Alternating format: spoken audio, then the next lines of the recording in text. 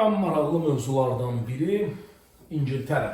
Deməli, 5-ci əsrdə İngiltərəni Anglosakslar işğal elədilər. Anglosakslar Alman, yəni German tayfalarından idilər və burada 7 krallıq yaratdılar. 9-cu əsrdə Vikinglər İngiltərədə məskunlaşdılar və Vikinglərlə Anglosakslar qarışdılar, İngiltərə xalqı yarandı. 9-cu əsrin sonu isə Anqılların adı ilə bura necə adlanırdı? İngiltərə. 10-cu əsrdə Vikinglərin bir qolu olan Normanlar Fransanın şimalında məskunlaşdılar. Burada göstərmişik Fransanın şimalında məskunlaşdılar.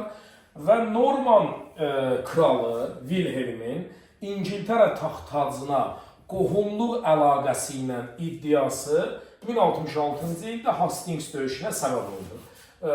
Vilhelm deyirdi ki, mənim qohumlarımındır İngiltərə və biz ora hücum edəcəyik və 1066-cı ildə İngiltərəyə Normanlar Vilhelmin başçılığı ilə yürüş elədilər, Anglosaksları məğlub elədilər, Londonu tutdular, İngiltərənin işğalı başa çatdı və Vilhelm özünü İngiltərə kralı elan elədi.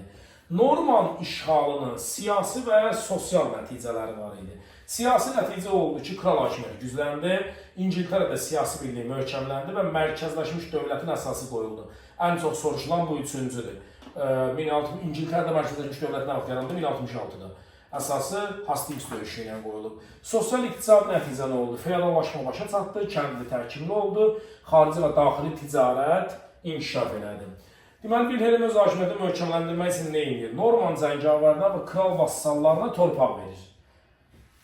Zadəganları məcbur edirlər ki, ona and içsinlər. Əhali və əmlak siyahıya alınır. 1086-cı ildə əhalini siyahıya alınır, amma kitabınızda yoxdur deyə yazmıram. 1086-cı ildə siyahıya alındı. Bu, Roma siyahıya almasından sonra Avropada ilk siyahıya alma idi. Vergi və kral məhkəməsi, üzr istəyirəm, vergi, deməli, Anglosaksların vergi sistemini və kral məhkəməsini təkmilləşdirdi. Mülki və ali məhkəmələr bütün Anglosaksları Normanlarla əvəz elədi. İngiltərə şəhərləri 10-11-ci əsrlərdə yaranmışdı. Fransadan fərqli olaraq özünü idarə hüququ almamışdılar. Fransada şəhərlərin kommuna hüququ vardı, yəni özünü idarə hüququ. İngiltərədə yox idi. Niyə yox idi? Bütün şəhərlər kral mülkündə yerləşirdi. Bu nə eləmişdi Vilhelm? Bütün İngiltərəni öz mülkü elan eləmişdi. Onun 7/1-in özünə götürmüşdü, qalanını paylamışdı cəngavərlərə. Ona görə də şəhərlərin çoxu kral mülkündə olduğu üçün müstəqilləşə bilməmişdilər. Sonra yəni ikinci ildir, 1154-1189-cu illərdə hakimiyyətdə olub. Kral məhkəməsinin hüquqlarını böyütmək üçün və yaxud da kral məhkəməsinin hüquqlarını genişləndirmək üçün məhkəmə islahatı keçirir. Məhkəmə islahatına əsasən hər bir azad adam ödənc qarşılığında kral məhkəməsinə müraciət eləyə bilərdi. Yəni, feodalın başı üstündən gedib kral məhkəməsinə müraciət eləyə bilərdi. İndi bizdə də var. Rayon məhkəməsi var, bir də konstitusiya məhkəməsi var. Rayon məhkəməsindən narazısansa, konstitusiya məhkəməsinə müraciət edirsən, eyni mövzudur. İkinci nə idi? Bütün işləri iclasçılar araşdırırdı. Andlı iclasçılar, yəni andlı məhkəmə idi bu. Hansısa bir problemli məsələ olursa, bunu andlı iclasçılar araşdırırdı. 3 vahid məhkəmə yaranmağa başladı. Keçirik ikinci islahata. Hərbi islahat. Adam 3 islahat keçirib. Məhkəmə, hərbi və kilsə. Hərbi islahata əsasən hərbi xidmət müddəti azaldıldı. Qalxan pulu vergisi tətbiq olundu. Feodallar qalxan pulu verir, orduya gelmirdilər. Kral da bunun əvəzinə muzlu qoşun yaradırdı. Nəticədə nə olurdu? Baron qoşunundan kral asıllığı bitirdi. Yəni, baronlar da kral üçün, Lori dildə deyində, at oynada bilmirdilər ki, biz sənə qoşun veririk. Çünki kral onsuz da feodallardan qalxan pulu yığırdı, özü muzlu qoşun yaradırdı. Hər bir azad adam silah almalı və orduya gelməli idi. Kilsə islahatı sonuncu islahatı idi. Neyini? Kilsə üzərində kral nəzarətini artırmağa çalışır, amma burada da qoyduğum kimi X alınmır. Çünki Roma papasının acığına gəlir, o fətva verir ki, düşürdülsün hakimiyyətdən və o kralın vassallarının, ona özür istəyirəm, Roma papasının vassallarının 2-ci Henrixə qarşı çıxacağından qorxaraq özünü papanın vassalı elan elədi. Bu səfər kim üsyan elədi? İri feodallarla cəngavərlər. Yəni, yağışdan çıxdı, yağmura düşdü. İndi məcburən nə edir? 1215-ci ildə Böyük Azadlıqlar Xartiyası verir. Buna əsasən iri feodallara geniş hüquqlar verir. Cəngavərlərə, şəhərlərə və kəndlilərə məhdud hüquq verirdi. Şəhərlərin mövcud azadlıqları təsdiqlənirdi. Kral artıq vergi yığa bilməzdi. Artıq vergi yığa bilməzdi, yəni yox ha, əlavə vergi yəni. Müəyyən olunan vergi nə qədərdirsə Böyük Azadlıqlar Xartiyası ilə o qədər vergi yığa bilər. Və bütün azad adamlar ən önəmli qanunlardan biri idi. Məmurların özbaşınalığından qorunmalı idi. Deməli, 1215-ci ildə nə olur? Kral Böyük Azadlıqlar Xartiyası ki vermişdi. Ona əsasən artıq vergi ala bilməzdi. Lakin buna əməl eləmir, vergiləri artırır və feodalları təqib eləməyə başlayır. Mübarizə nəticəsində məğlub olur və parlament yaranır İngiltərədə. 1265 parlament həm İngiltərədə, həm dünyada ilk belə bir orqandır. Qanunverici orqanı idi. Parlua sözündəndir, danışmaq. Nə edirdi? Kral vergini parlamentə razılaşdıraraq qəbul edə bilərdi. 14-cü əsrdən isə, kitabımız 14-cü əsr yazılıb, köhnə kitablarda ili var idi, 1343-cü ildən parlament artıq qanunların verilməsində də iştirak edirdi. 14-cü əsrdə qara ölüm xəstəliyi yayıldı, insanlar kütləvi şəkildə qırılırdılar, işçi qüvvəsinə ehtiyac var idi, kral belə bir qanun verir. 12-65 yaş arası insanlar nə etməlidirlər? Bütün kənd təsərrüfat işlərində işləməlidirlər, qəbul eləməyənləri ağır cəza gözləyirdi. Bu dönəmdə krala qarşı mübarizədə Robin Hood əfsanələri məşhurlaşmışdı, filmi də olmalıdır onun. Deməli, 1381-ci ildə nə olur? 100 illik müharibənin gedişatında vergilərin artması, amansız qanunlar və feodal zülmü o Taylor üsyanına səbəb olacaq.